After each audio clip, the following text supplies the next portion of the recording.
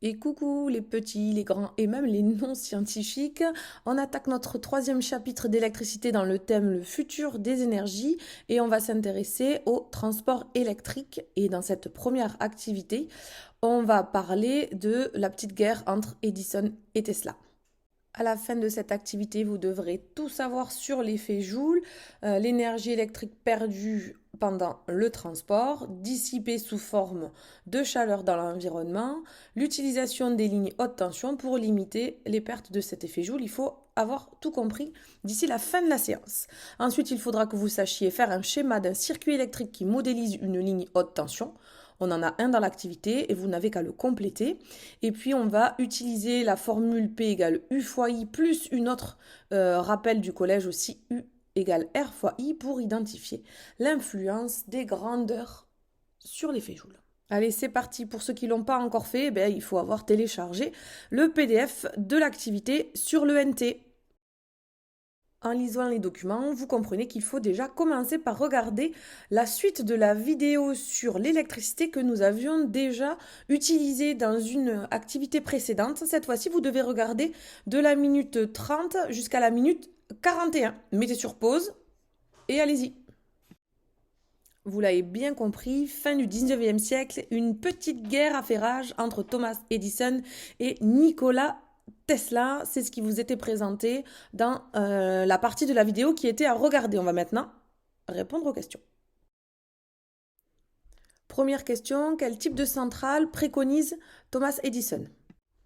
Il faut savoir qu'à cette période-là, l'objectif ultime d'Edison, c'était d'amener la lumière dans chacun des foyers. Donc il a dans un premier temps réfléchi et conçu avec d'autres. Il n'était pas tout seul, il n'était pas le premier à avoir eu l'idée, mais il a travaillé et il a industrialisé en fait la lampe à incandescence. La lampe qu'on connaît et qu'on utilise encore aujourd'hui. Mais pour pouvoir alimenter chacun de ces foyers en électricité pour leur amener la lumière, il a fallu créer et choisir un type de centrale électrique. Le choix d'Edison, ça a été la centrale à courant continu. Et donc, en 1881, il a fabriqué sa première centrale à courant continu qu'il a installée dans le quartier de Manhattan à New York. Au même moment, Tesla s'est posé la même question. Il connaissait Edison, il s'était déjà rencontré et il avait lui sa petite idée aussi pour pouvoir amener une grande quantité d'électricité jusqu'à tout un tas de foyers, jusqu'à un quartier. Et lui, son idée, c'était d'utiliser plutôt du courant alternatif. Et c'est de là qu'est partie la guerre des courants entre Edison et Tesla. Deux versions différentes, chacune avec ses avantages, ses inconvénients vus à l'époque, et donc ils se sont tiraillés pour savoir quelle était la meilleure des idées. Deuxième question, quel est l'avantage majeur des centrales à courant continu optées et préconisées par Thomas Edison et quel est l'inconvénient? Pour faire fonctionner ces ampoules à incandescence, Edison avait besoin uniquement de basse tension, c'est-à-dire que ces machines et ces centrales électriques n'avaient besoin de produire que des tensions d'une centaine de volts, pas plus. Et donc du coup, Edison mettait en avant le fait que les câbles électriques étaient sans danger puisque les tensions étaient faibles. Qui plus est, pour arrêter de polluer l'espace visuel dans les rues, il avait décidé qu'il fallait enterrer tous ces câbles pour des raisons aussi de sécurité. Donc l'avantage avancé à l'époque, c'était que la centrale d'Edison était moins dangereuse et n'était pas dangereuse du tout. Le plus grand problème des centrales d'Edison, c'était par contre que c'était limité au niveau du transport. En fait, au niveau de ces câbles-là, ils ne pouvaient pas produire de l'électricité à plus d'1 kilomètre, 1 kilomètre et demi autour de sa centrale. Ça voulait donc dire que s'il voulait alimenter tout un quartier ou toute une ville, il aurait fallu qu'il y ait plusieurs centrales un petit peu partout en ville, ce qui, passablement, a été un problème. Évidemment, l'objectif d'Edison, c'était de pouvoir faire fonctionner convenablement ces lampes à incandescence et donc amener la lumière à chaque foyer du quartier de Manhattan à l'époque. Même question, cette fois-ci, avantages et inconvénients des centrales à courant alternatif prônées par Tesla. Eh bien, dans un premier temps, les centrales à courant alternatif, c'est tout le contraire des centrales à courant continu, c'est-à-dire qu'elles peuvent très bien être placées à une très grande distance de la ville, elles vont ramener l'électricité comme ça sur de très longues distances. Tesla l'avait testé. Du coup, il utilisait cet argument en disant que ça permettait d'éloigner les centrales plutôt bruyantes des centres-villes.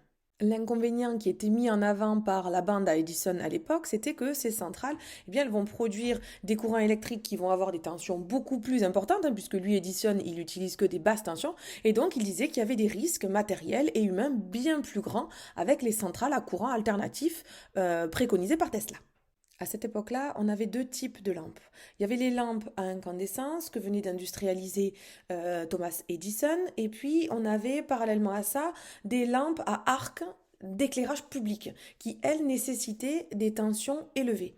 Donc en fait, les centrales préconisées par Edison, eh bien, c'était celles qui correspondaient en fait à ces lampes à incandescence qui fonctionnaient à basse tension, et les centrales à courant alternatif étaient celles qui correspondaient davantage aux lampes à arc que préconisait Tesla. Chacun mettait en avant ses arguments et essayait de convaincre l'ensemble de la population qu'ils avaient la bonne idée, évidemment. Dans la vidéo, à un moment donné, on entend la phrase suivante: plus l'intensité est faible et moins il y aura de pertes, donc plus le câble qui transporte l'électricité pourra être long. Bon alors, ces pertes-là, elles sont dissipées sous quelle forme? Cette énergie dissipée, on va dire que c'est de l'énergie dissipée par effet Joule et ça va être sous la forme d'une énergie thermique, c'est de la chaleur qui va se dégager. Pour en être sûr, on va regarder la vidéo qui suit. Dans cette vidéo, on fait passer un courant dans des fils électriques et dans un petit morceau de graphite. Et c'est ce que l'on voit qui va venir chauffer là lorsque le courant passe à l'intérieur. Ce qui se passe en fait, c'est que le graphite va résister au passage du courant. Il va agir comme une résistance. Et donc s'il agit comme une résistance, il va y avoir une agitation au niveau des molécules et donc production de chaleur. C'est ce qu'on appelle l'effet Joule.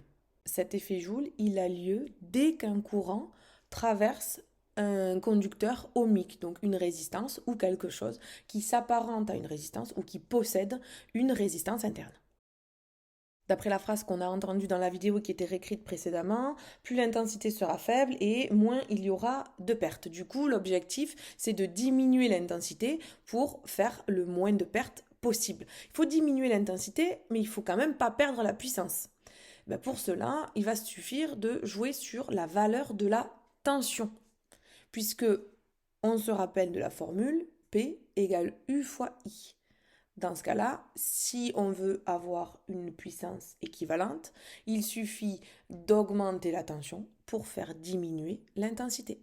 Du coup, pour augmenter cette tension, il va falloir utiliser ce qu'on appelle des transformateurs qui vont modifier la tension électrique entre l'entrée et la sortie. Si on lit le log 2, on comprend qu'en fait, une ligne électrique haute tension, c'est uniquement un câble et que ce câble aura une certaine valeur pour sa résistance. On comprend donc que ça va être un dipôle ohmique. On peut remplacer la ligne électrique tout simplement par une résistance électrique. On va donc pouvoir compléter le schéma qui va s'afficher juste en dessous. Ce schéma, en fait, il modélise toute la chaîne, depuis la centrale jusqu'à l'habitation au récepteur de l'électricité. Et donc, il faut essayer de repérer quelles sont les différentes parties sur ce schéma. Cette partie-là est modélisée par un générateur qui est capable de fournir une vingtaine de kilovolts. C'est tout simplement, dans notre chaîne à nous, la partie qui correspond à la centrale. Cette deuxième partie qui fait suite au transformateur qui a élevé la tension jusqu'à 200 kV environ et qui est modélisée par des résistances, eh bien, ce sera la partie des lignes haute tension. Ensuite, on a un nouveau transformateur qui, lui, cette fois-ci, va abaisser la tension pour qu'on puisse amener de l'électricité dans l'habitation à environ 220 volts. Et donc dans ce schéma, la partie qui correspond à la ligne haute tension est uniquement modélisée par un fil électrique et une résistance. On est parti tout à l'heure sur l'idée que plus l'intensité était faible et moins il y avait de pertes, autrement dit des pertes par effet Joule. Bon, alors on voudrait bien démontrer cette histoire-là, de savoir pourquoi est-ce que si l'intensité est plus petite, on a réellement moins de pertes. Et du coup, on pourra en déduire l'intérêt des lignes haute tension pour le transport du courant. Pour comprendre la formule correspondant à l'effet Joule, il faut qu'on parte de deux formules qu'on connaît déjà, U égale RI, la loi d'Ohm, et P égale U fois I, qui nous permet de calculer une puissance électrique. Si on combine ces deux formules et si on applique la formule de la puissance électrique en cherchant la puissance électrique dissipée dans ce câble, on va avoir U fois I, U étant la tension aux bornes du câble. Alors jusque-là, nous, les tensions aux bornes d'un fil électrique, on avait toujours dit que c'était nul. Mais si on prend un câble suffisamment long, on ne peut pas négliger sa résistance, puisque plus le câble est long, plus il aura une grande résistance. Dans ces cas-là, on va se retrouver comme puissance dissipée par effet Joule, U fois I, mais U étant R fois I, ça nous donne R fois I, donc RI carré. Voilà pourquoi la formule pour l'effet Joule, c'est P égale RI carré. Avec cette formule, on comprend tout de suite que si on va diminuer l'intensité, on va forcément diminuer les pertes par effet Joule. Revenons un peu sur nos lignes haute tension. Elles vont conduire de l'électricité pour lequel il y a une grande tension, mais par contre une faible valeur de l'intensité, puisqu'on avait dit que la puissance restait constante. Dans ces cas-là, si la ligne est haute tension, il y aura une faible intensité du courant qui va passer, et si l'intensité est faible, il y aura peu de pertes dissipées par effet Joule. Donc les lignes haute tension sont une bonne solution pour transporter du courant électrique en limitant les pertes. Dans les lignes haute tension, il va passer de très grandes tensions, comme leur nom l'indique, de l'ordre de 200 kV. Ça, c'est beaucoup trop pour envisager de la laisser telle qu'elle en entrée d'une habitation.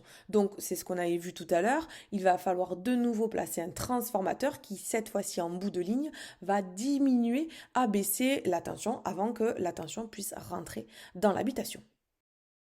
Dans la dernière question, on nous demande de justifier le fait qu'on ne va pas utiliser forcément les mêmes lignes, donc des hautes tensions, des moyennes tensions ou des basses tensions, pour transporter l'électricité qui a été produite des centrales, des éoliennes ou des panneaux photovoltaïques. Les tensions fournies par des centrales de type centrale nucléaire, centrale thermique, centrale hydraulique, elles vont être de l'ordre de 400 kV environ. Ça, ce sont des très grandes tensions. Et donc, du coup, cette électricité qui va sortir et qui va devoir être transportée, on veut qu'elle ait le minimum de pertes par effet Joule possible.